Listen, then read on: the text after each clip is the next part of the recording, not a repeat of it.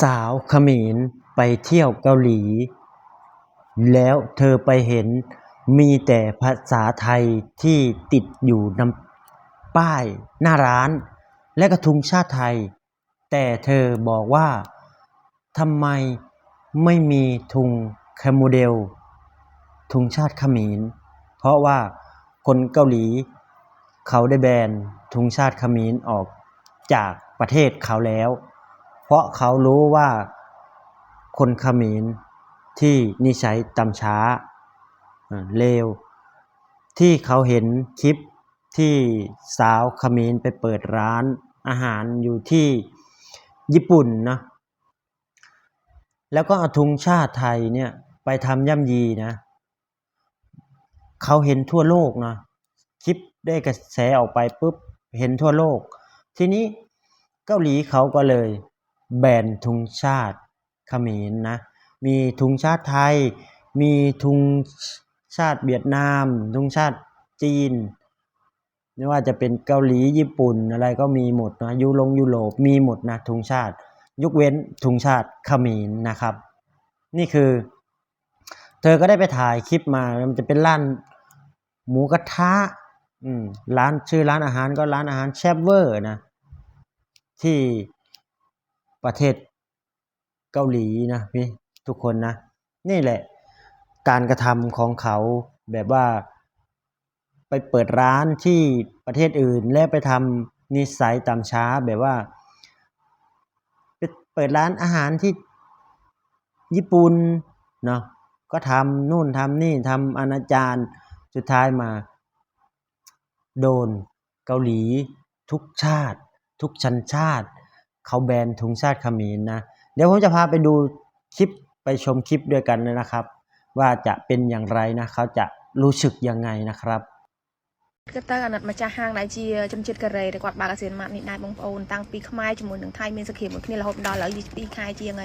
ห้างบากวัดอยู่ตั้งยมเมาเชิงนักออกสงัดแบบนึงละหดมองให้มูลให้ได้สงัดคลังจังจีมูไอวันในขนมห้างนั้นการสับเพเราคือจีวันบอกไทยตีปีบอกหลักในขนมนั้นก็จีจนจะไทยได้สอบดองไว้มันเป็นมีสกีเหมือนนี้ห้างนั้นคือท่าโจไหนนายมองสบายแต่ห้างใบห้างมาโฮเกนดีเว้นก็มันเดือดเจนจอดได้แต่เป็นแล้วสงัดช่างมองเป็นจังมานั่งท่ากำลังสร้างเมื่อกี้บอกขมายยังปฏิคลังเหมือนแต่มองโอนเคยอย่างเงี้ยตั้งที่ท่ายมทอดยกเฉยสงัดไอเตอร์อัตเต้มองโอนทอดนี่คือท่ามองตรงเชียมเปิลเชียงในกระไรเตมองไม่มองเกณฑ์ได้ในไอ้จังก็ดับซาเชิญในกระไร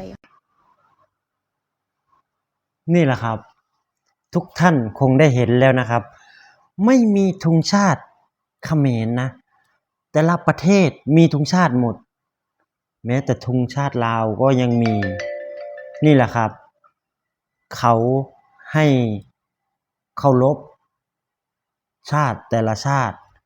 ให้เกียรติกันซึ่งกันและกันแต่เขมรไม่ให้เกียรติ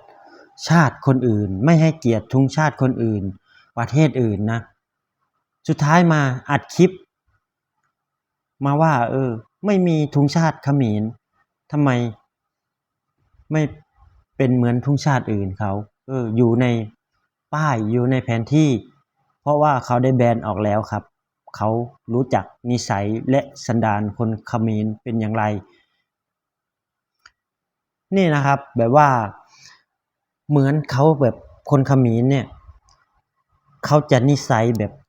ชั่วช้าคิดอะไรไม่ได้นะผมพูดแบบนี้นะชั่วนิสัยต่ำชอบทำให้ตัวเองอับอายนะถึงไปประเทศอื่นนะไปเที่ยวประเทศอื่นแต่ไปอัดคลิปมาว่าอยากให้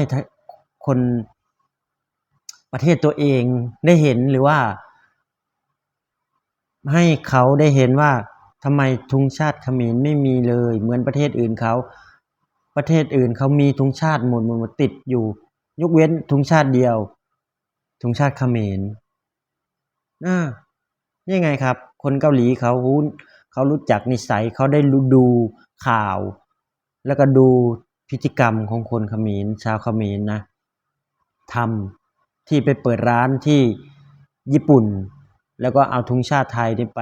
กระทำย่ำยีไปเป็นพรมปูเดินเข้าพื้นเดินเข้าร้านแล้วก็แบนธงชาติไทยนี่แหละครับผลกรรมที่พวกเธอได้ทำไว้แกเป็น ไม่ว่าจะเป็นอย่างไรนะนี่คือเห็นแล้วผมยังสะใจแทนคนไทยเลยหัวเราะนะผมอยากหัวเราะดังๆแทนคนไทยนะสะใจแทนคนไทยที่ประเทศอื่นเขาก็แบนธงชาติเขมรเหมือนกันนะนี่แหละครับธงชาติที่ไม่มีความหมายกับประเทศอื่นคือธงชาติเขมรนะไร้ความยุติธรรมไร้ยางอายไม่มีสมบัติไม่มีความรู้สันดานต่ำนะคนเขมรนะอันนี้ผมขอพูดแบบหยาบๆนะครับ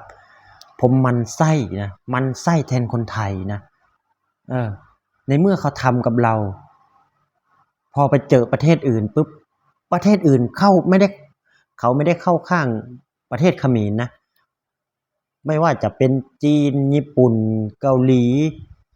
หรือยุโรปหรือประเทศต่างๆเห็นไหมธงชาติไทยจะอยู่ติดกับธงชาติอื่นๆไปทั่วแดนทั่วประเทศยกเว้นธงชาติเขมรนี่แหละครับเป็นไงล่ะครับความรู้สึกของคุณที่ได้รับผลกรรมที่พวกคุณได้ทำไปประเทศอื่นก็ไม่อยากยอมรับเหมือนต่างๆนานาเห็นไหมไปนู่นไปนี่ก็ไปสร้างความเดือดร้อนให้ประเทศอื่น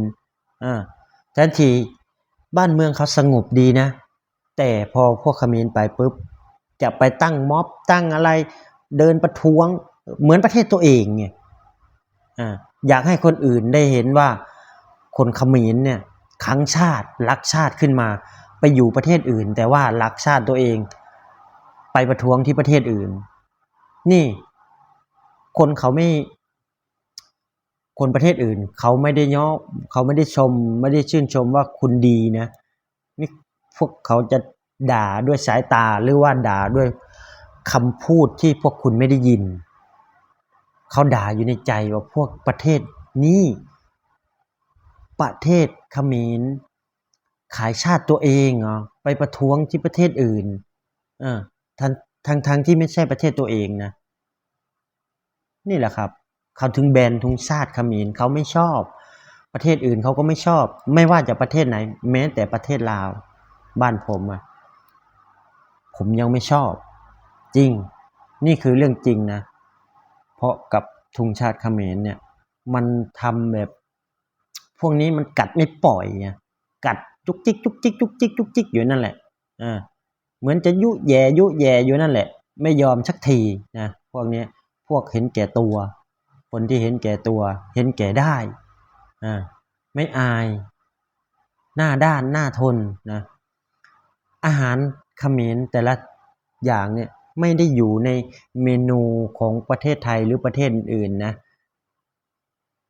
ไม่ได้มีเมนูอะไรน่าทานน่ารับประทานเลยนะเมนูที่ประเทศเขมรนี่นะไข่นกกระทาเหรอแมงป่องเหรอหรือตะขาบจิ้งจกเหรออาหาร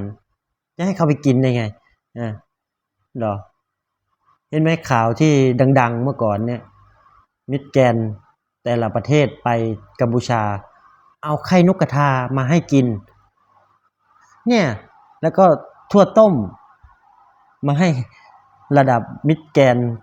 แต่ละประเทศเนี่ยได้กินอาหารต้อนรับเขมรเนี่ยนะพอมาประเทศไทยปุ๊บเห็นไหมโอ้ไทยแลนด์ต้อนรับเป็นอย่างดีอาหารอยากกินอะไรเลือกได้ตามสบายเห็นไหมคนต่างชาติคนต่างประเทศที่เข้ามาประเทศไทยคือเขาชื่นชมในการอยู่การกินของประเทศไทยนะอาหารมันอร่อยและถูกปากชาวต่างชาติทั่วโลกนี่แหละครับคลิปนี้ก็จะประมาณนี้นะครับผมฝากพี่ๆนะทุกท่านนะกดไลค์กดแชร์กดติดตามให้ผมด้วยนะครับเพื่อเป็นกำลังใจให้ผมได้ทำคลิปต่อๆไปนะครับผมคิดเห็นยังไงก็คอมเมนต์มาใต้คลิปได้เลยนะครับว่าสมน้ำหน้าหรือสมเพศดีนะคนเขมรธงชาติเขมรนะคลิปนี้ก็จบคลิปไปเพียงแค่นี้นะครับสวัสดีครับผม